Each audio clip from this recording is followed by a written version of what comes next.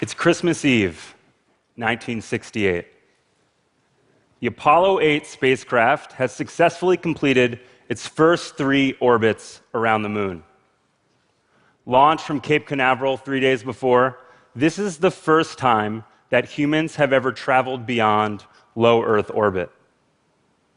On the vessel's 4th pass, the Earth slowly comes into view and reveals itself above the moon's horizon. Astronaut Bill Anders frantically asks his crewmates where their camera is, grabs the Hasselblad, points it towards the window, presses the shutter, and takes one of the most important photographs of all time: Earthrise. When the crew was safely home a few days later, they were asked about the mission. Anders famously replied, "We went to the moon, but we actually discovered Earth."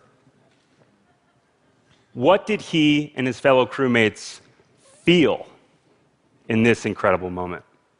In a study released just this past year, a team of researchers at the University of Pennsylvania examined the testimonies of hundreds of astronauts who had the opportunity to view the Earth from space. Their analysis uncovered 3 common feelings. First, a greater appreciation for Earth's beauty. Second, an increased sense of connection to all other living beings. And third, an unexpected, often overwhelming sense of emotion. The researchers believe that seeing the Earth from a great distance provokes someone to develop new cognitive frameworks to understand what they are seeing. They believe these astronauts were forever changed by this new view, this new perspective, this new visual truth.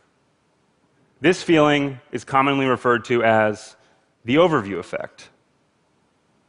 Only 558 people have ever been to outer space. 558 people had the opportunity to gaze down in awe, to wonder at our planet floating in an infinite sea of darkness. But what if that number were bigger? 3 years ago, I set off on my own mission to see if I could bring this feeling of overwhelming scale and beauty to many more people, just by using one small computer in my small New York City apartment. It was then, in 2013, that I launched Daily Overview. Every day, I have used satellite imagery to create one expansive overhead view of our planet. More than 1,000 of these images have been created thus far, and more than 600,000 people tune in for this daily dose of perspectives. I create the imagery by curating photos from the massive archive of a satellite company called Digital Globe. They operate a constellation of 5 satellites, each roughly the size of an ambulance, that is constantly taking pictures of the Earth as they orbit at 28,000 kilometers per hour. Now, what does this mean? Each of these satellites is equipped with a camera that has a focal length of 16 meters.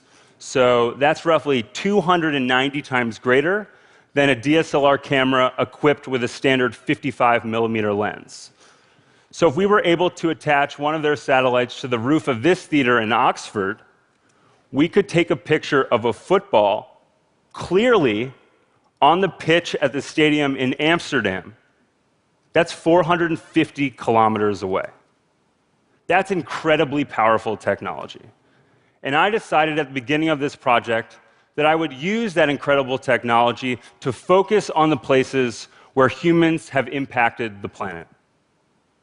As a species, we dig and scrape the Earth for resources, we produce energy, we raise animals and cultivate crops for food, we build cities, we move around, we create waste. In the process of doing all of these things, we shape landscapes and seascapes and cityscapes with increasing control and impunity. So with that in mind, I'd like to share a few of my overviews with you now.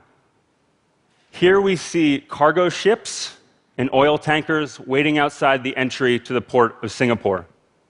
This facility is the 2nd busiest in the world by terms of total tonnage, accounting for 1/5 of the world's shipping containers and 1/2 of the annual supply of crude oil. If you look closely at this overview, you'll see a lot of little specks.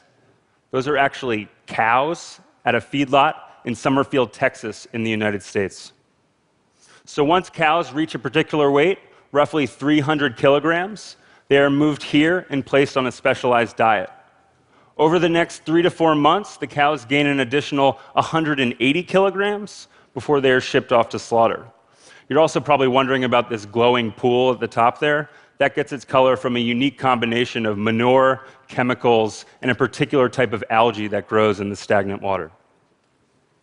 This is the Mount Whaleback iron ore mine in the Pilbara region of Western Australia, a beautiful yet scary scar on the face of the earth. Of the world's mined iron ore, 98% is used to make steel and is therefore a major component in the construction of buildings, automobiles, or appliances such as your dishwasher or refrigerator. This is a solar concentrator in Seville, Spain. So this facility contains 2,650 mirrors, which are arrayed in concentric circles around an 140-meter-tall tower at its center. At the top of the tower, there is a capsule of molten salt that gets heated by the beams of light reflected upwards from the mirrors below. From there, the salt circulates to a storage tank underground, where it produces steam, which spins turbines and generates enough electricity to power 70,000 homes and offsets 30,000 tons of carbon dioxide emissions every year.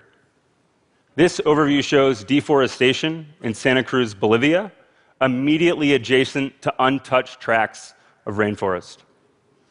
Deforestation in the country has primarily been driven by the expansion of mechanized agriculture and cattle ranching. So as the country tries to meet the demand of its growing population and feed them, the sacrificial destruction of its rainforests has taken place to do so. It is estimated that the country lost 4.5 million acres of rainforest in 1 decade alone, from 2000 until 2010. This is the Eixample district in Barcelona, Spain. So the overview perspective can be incredibly helpful to help us understand how cities function and how we can devise smarter solutions for urban planning. And this will become only more relevant as it is expected that 4.9 billion people will live in cities around the world by the year 2030.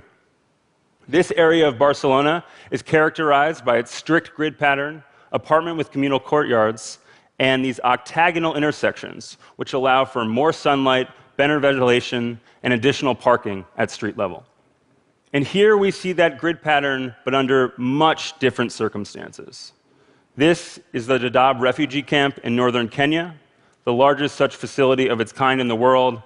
To cope with the influx of refugees who are fleeing Somalia, where there is famine and conflict, the UN has built this area gridded out at left called the LFO extension to house more and more refugees who are arriving and occupying these white dots, which are actually tents, which will slowly fill up the area over time. So, if you have one of these overviews, you have a moment in time. If we have two overviews, however, we're able to tell stories about changes in time. I call that feature of the product Juxtapose, and we'll share a few examples of it with you now. So the tulip fields in Netherlands bloom every year in April. So if we take an image captured in March, a few weeks before, and contrast it to one taken a few weeks later, we're able to watch the flowers bloom in this magnificent cascade of color. It is estimated that the Dutch produce 4.3 billion tulip bulbs every year. In 2015, 2 dams collapsed at an iron ore mine in southeastern Brazil, causing one of the worst environmental disasters in the history of the country. It is estimated that 62 million cubic meters of waste were released when the dams broke, destroying numerous villages in the process, including Bento Rodrigues, seen here before and after the flood. Ultimately, 19 people were killed in this disaster. 500,000 people did not have access to clean drinking water for an extended period of time, and the waste soon entered into the Rio Doce River, extended for 650 kilometers all the way into the sea, killing unknowable amounts of plant and animal life along the way. And lastly, here's a story related to the crisis in Syria, a conflict which has claimed the lives of hundreds of thousands of people and displaced millions. So this patch of desert is seen in Mafraq, Jordan in 2011, the year the conflict started. And when we compare it to an image captured just this year in 2017, we see the construction of the Zatari refugee camp. So, just as the astronauts of Apollo 8 watched the Earth rising above the lunar landscape for the first time, there is no way that you could have imagined what the places I just showed you look like from outer space. And while you may enjoy the aesthetics of an image, once you learn exactly what it is you're seeing, you may struggle with the fact that you still like it. And that's the tension I want to create with my work, because I believe it is that contemplation, that internal dialogue, that will lead to greater interest in our planet and more awareness of what we're doing to it. I believe that viewing the Earth from the overview perspective is more important now than ever before. Through the incredible technology of these high-flying cameras, we can see, monitor, and expose the unprecedented impact that we are having. And whether we are scientists, or engineers, or policymakers, or investors, or artists, if we can adopt a more expansive perspective, embrace the truth of what is going on, and contemplate the long-term health of our planet, we will create a better and safer and smarter future for our one and only home. Thank you.